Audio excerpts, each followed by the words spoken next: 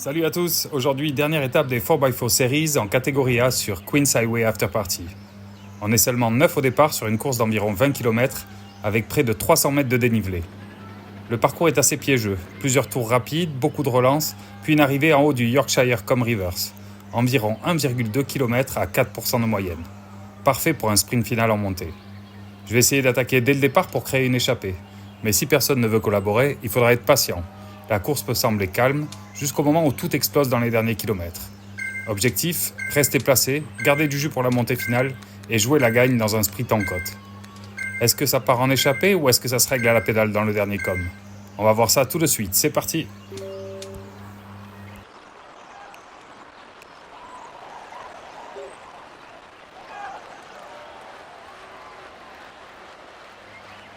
Comme je vous l'avais annoncé, ça roule pas vraiment dès le départ. Le groupe est assez calme, on envoie très peu de watts, aux alentours de 3 watts par kilo pour ceux qui mènent le groupe. Donc j'en profite pour m'essayer un peu à la réalisation de films sportifs en variant les plans pour que vous puissiez voir un peu les possibilités qu'il y a en termes de point de vue. Donc vous voyez, on est 9 au départ, un peu toutes les nationalités représentées, 3 japonais, un guatémaltèque ou un argentin, un belge, un portugais et ce dernier drapeau, je sais pas trop ce que c'est, il y a un américain. Est-ce que c'est la Malaisie? Je sais pas. Donc voilà, c'est une course qui va être assez tactique. Vous voyez au kilomètre, à la fin du premier kilomètre, le groupe est toujours assez compact avec une vitesse moyenne assez faible. Ce qui est un peu dommage parce qu'on joue quand même aussi le classement général. Enfin, pour ma part, je ne suis pas très bien classé, mais j'essaye de finir au moins à la meilleure place possible. Et là, c'est vrai que ce rythme de course ne me convient pas tellement. Donc dans le premier petit répétition, on voit que ça envoie un peu plus de watts. C'est toujours pas, c'est toujours pas ça. Donc là, moi, ma tactique, ça va être d'essayer de réveiller un peu le groupe. Donc je vais essayer de mettre une attaque assez rapidement pour voir si je suis suivi et éventuellement partir en échappée.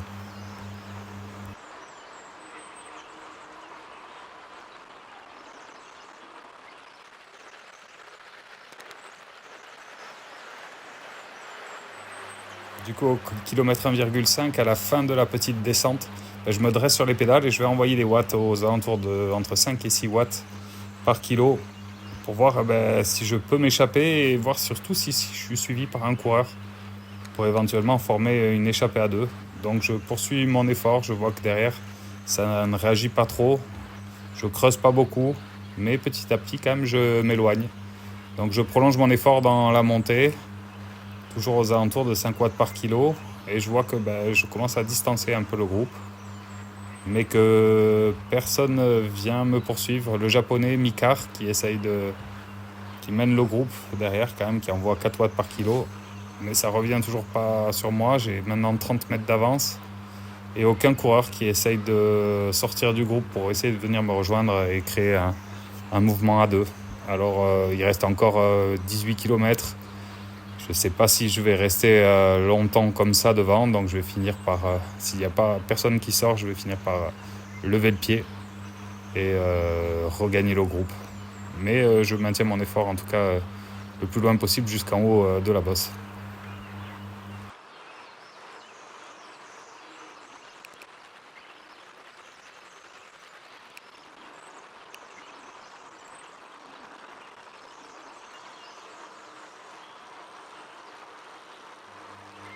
Au sommet de cette première difficulté qu'on va répéter 6 fois, j'ai levé le pied.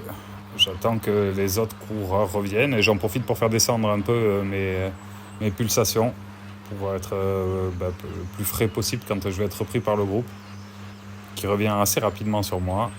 Donc vous voyez, je suis redescendu aux alentours des 155 battements par minute. Donc maintenant, l'intérêt, je vois que personne ne veut prendre d'échappée, n'a voulu sortir. Donc je vais rester un peu à l'arrière du groupe, je vais observer ce qui se passe. Et si un coureur qui sort, éventuellement prendre sa roue et l'accompagner en échappée si j'ai les moyens de le faire. Mais là, je vais refuser de mener le groupe. D'ailleurs, ça attaque un peu, ça s'étire un peu, mais moi, je me repose derrière. dans le draft, vous voyez, je suis redescendu à 145 battements par minute, ce qui est plutôt pas mal.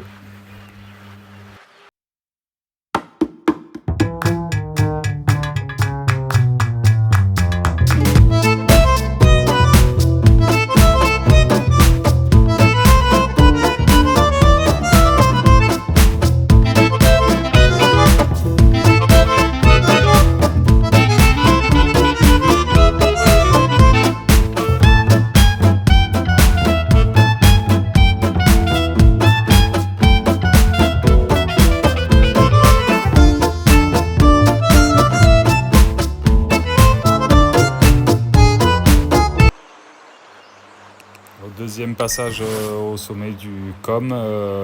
Bon, comme vous avez pu le voir, il ne se passe pas grand-chose dans le groupe. À part dans la montée où ça s'énerve un petit peu plus, mais sinon pas grand-chose. Donc je sens que la course va être assez molle tout le long et que ça risque de se jouer dans les derniers kilomètres dans l'ascension du Yorkshire Com. Donc on va voir s'il se passe des choses. Je vais accélérer un peu la vidéo en espérant qu'il y ait quelques mouvements.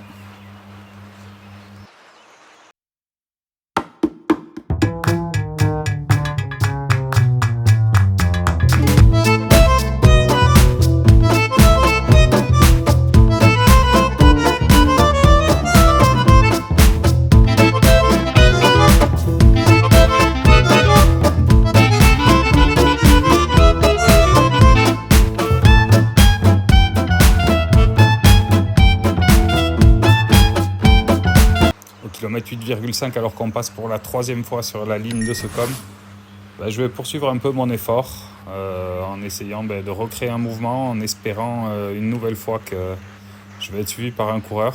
Donc vous voyez, très rapidement je prends 20 mètres d'avance sur tout le monde, mais une nouvelle fois personne ne suit, donc je ne vais pas trop insister, je vais vite me relever et en attendant que les coureurs reviennent, je ne vais pas m'épuiser. Il reste encore 11 km. C'est pas le moment de se fatiguer, donc je ne vais pas insister. Et je vois d'ailleurs que l'Argentin revient assez rapidement sur moi. Et je vais le laisser passer et je vais me remettre en queue de peloton en attendant qu'il y ait éventuellement un mouvement qui se dessine.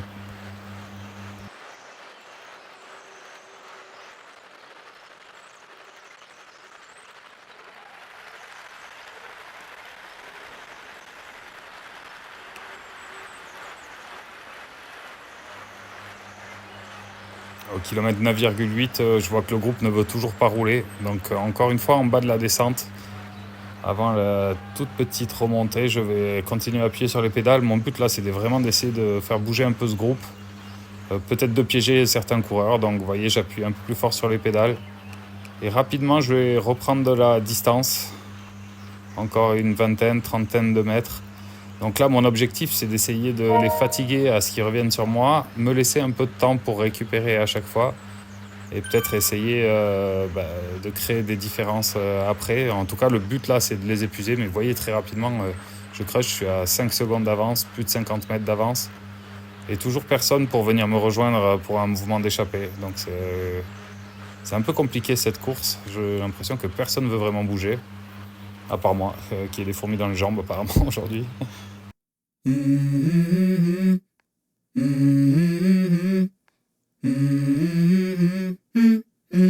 Let's go. I wake up to a little bit of drool on my pillow, feel like it's gonna be a bad day. Yeah, I'm tired of shit, and the coffee ain't hit yet, damn, ain't that great. I don't wanna go to work, cause my boss is a jerk, and I'm not even that paid. I need a change in my life, cause I don't feel alive, and there's nothing that makes me happy.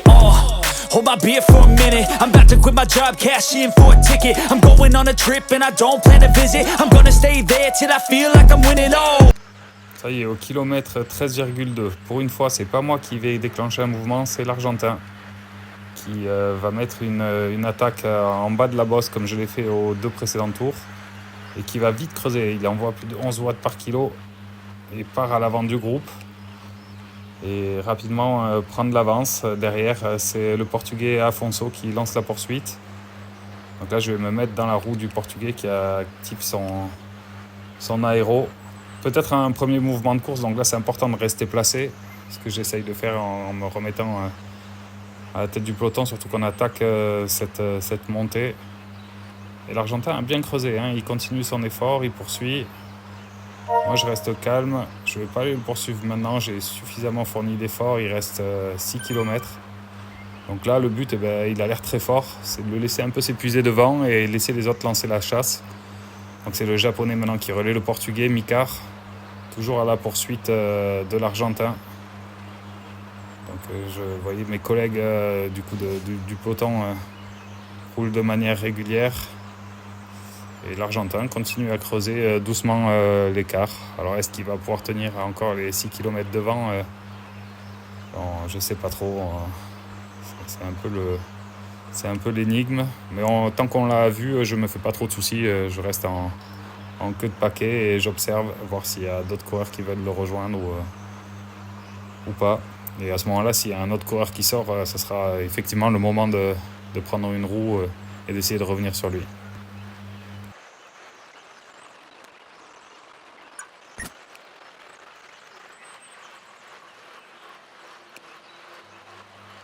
Au kilomètre 14,8, une fois qu'on a passé le sommet, à la relance, on retombe sur l'Argentin qui n'a pas poursuivi son effort. Lui aussi doit être un peu frustré de ne pas avoir eu quelqu'un pour venir le soutenir et partir en échappée. Parce que je pense qu'aujourd'hui, si 2 coureurs avaient voulu s'échapper, des mecs un peu costauds, je pense que ça aurait pu fonctionner. Maintenant, il reste moins de 5 km avant l'arrivée. Le peloton reste groupé, mais j'ai l'impression que ça accélère. On va essayer de faire de la sélection par l'arrière.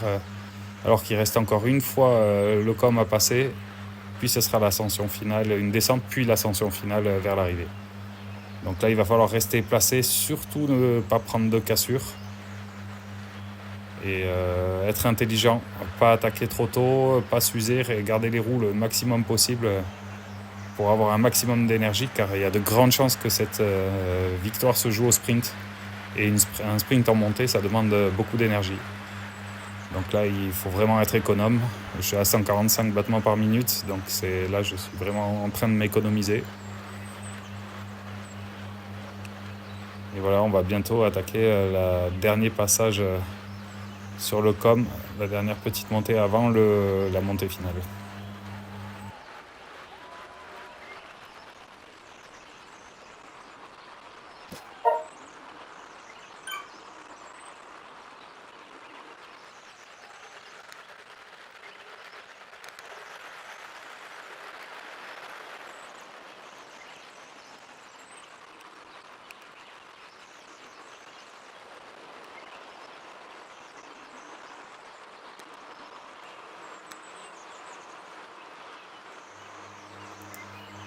Au kilomètre 7,8, le peloton commence à s'étirer.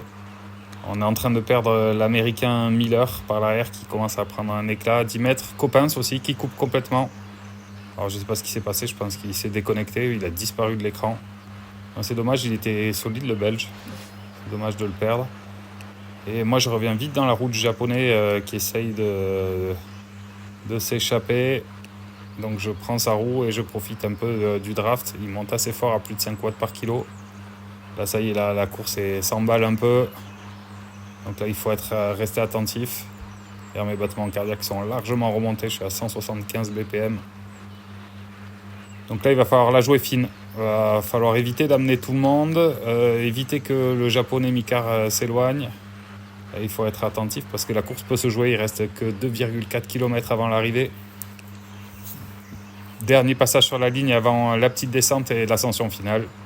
J'utilise mon boost d'aspiration pour revenir sur le japonais qui envoie 6 watts par kilo. L'Argentin qui vient se replacer aussi, qui essaie de mettre une attaque. Et voilà, on est tous un peu réunis maintenant. Ça relâche derrière Miller qui n'a pas réussi à faire la jonction.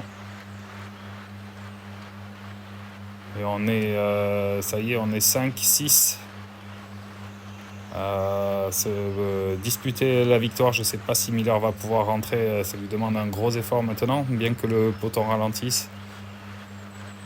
Ça va être compliqué de rattraper ce pack qui est en train de rouler vers la victoire. Il reste moins de 2 km, 1,7 km plus exactement. Dernière fois qu'on fait la descente, il faut détendre les jambes. car il y a l'ascension du Yorkshire Com en reverse là à passer, qui va être le juge de paix sur cette course, qui va décidément se terminer au sprint.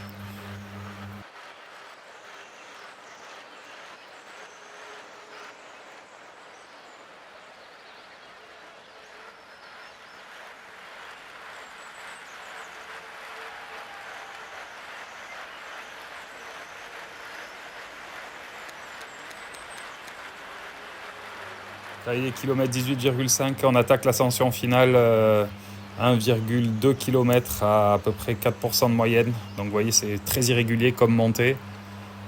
Il y a des petits passages au-delà de 10%, puis des 5%, puis des replats comme on va assister là à moins de 4%, même aux alentours de 3%. Alors là, il va falloir être intelligent. Il ne va pas falloir se dévoiler trop tôt. Il reste un peu plus de 900 mètres. Il faut garder les bonnes roues, garder son aéro le plus longtemps possible pour pouvoir sprinter et surtout être solide. Parce que là, tout le monde va vouloir s'envoyer, tout le monde sait économiser, donc tout le monde va vouloir mettre toutes ses forces dans la bataille. Donc là, c'est important de rester placé. Il va y avoir du draft toute la montée. Il reste 700 mètres avant l'arrivée. Et là, on va attaquer le mur final. Il y a des pourcentages aux alentours de 6%. Il faut être vaillant là. Donc le groupe est encore tout réuni. Il n'y a que le Portugais qui a lâché, qui se retrouve à 2 secondes derrière. Et d'ailleurs, qui va se faire doubler par Miller, l'Américain, qui remonte très très fort sur nous, qui est plus qu'à 3 secondes alors qu'il avait pris un éclat. On le voit, il rentre. Il est en train de faire la jonction. Il a retrouvé des forces. Il a dû prendre un gel. Il revient à 2 secondes. Il va recoller au groupe très certainement. Et là, il a fourni un gros effort. Il reste plus que 400 mètres. Ça va être compliqué pour lui de pouvoir envoyer le sprint. Et là, devant, ça y est, Mikar, le japonais, est en train de faire l'écart avec son autre collègue japonais dans la roue et l'argentin. Les 4 plus forts sont là, avec moi en 4e position. Mikar est en train de lâcher du lest un peu. L'argentin continue à pousser très fort sur les pédales. Il s'éloigne un peu, Mikar craque. Derrière, tout le monde a craqué. Il va falloir que je revienne, j'active mon boost aéro. Il reste 200 mètres avant l'arrivée. Et là, j'envoie tout ce que je peux. Je suis à entre 6 et 7 watts. Je reviens sur les 2 copains qui se sont éloignés. Et là, je ne vais pas m'arrêter. Je vais lancer le sprint alors qu'il reste plus de 120 mètres. Je donne tout ce que j'ai. Plus de 9 watts par kilo. Le japonais essaie de revenir un peu dans mes roues. Mais c'est trop tard. Je passe la ligne en première position. Et c'est une super victoire, je suis vraiment très heureux. Ça se joue à pas grand chose dans un sprint final à quelques mètres près. Au final, je vais chercher la victoire sur cette 4e et dernière étape des 4x4 Series en catégorie A. C'était une course assez particulière parce qu'on n'était que 9 au départ. Forcément, avec un si petit groupe, la dynamique est complètement différente. Il y a moins de roues pour se cacher, mais aussi moins de monde pour vraiment organiser la chasse ou faire vivre une échappée. J'ai essayé d'attaquer assez tôt et plusieurs fois pour provoquer quelque chose et tenter de créer une vraie sélection. Mais à chaque fois, ça revenait ou personne ne voulait me rejoindre. En même temps, ça roulait pas très fort non plus dans le groupe. On s'est donc retrouvé dans une course assez tactique, presque bloquée par moments. Finalement, tout s'est joué comme on pouvait l'imaginer dans les derniers kilomètres, puis surtout dans la montée finale du Yorkshire comme Rivers. Là, il fallait être bien placé, ne pas lancer trop tôt, mais ne pas attendre non plus trop longtemps. J'ai réussi à garder suffisamment de fraîcheur pour le sprint final en montée, et cette fois le timing était le bon. C'est toujours spécial de gagner sur Zwift, encore plus en catégorie A et encore plus sur une arrivée en côte, où il faut vraiment aller chercher la ligne. Donc très content de cette victoire, même si les attaques du début n'ont pas vraiment payé. Au final, la patience, le placement et le sprint à la montée ont fait la différence. C'est une belle manière de terminer les 4x4 Series, avec une course tactique, un final nerveux et une victoire en A. Dites-moi en commentaire ce que vous auriez fait. Continuez à attaquer plus tôt pour tenter de sortir ou attendre comme moi l'ascension finale pour tout jouer au sprint. En tout cas, merci d'avoir suivi la vidéo. Pensez à vous abonner à What Daddy pour les prochaines courses Zwift, les analyses tactiques et les aventures à vélo à Copenhague.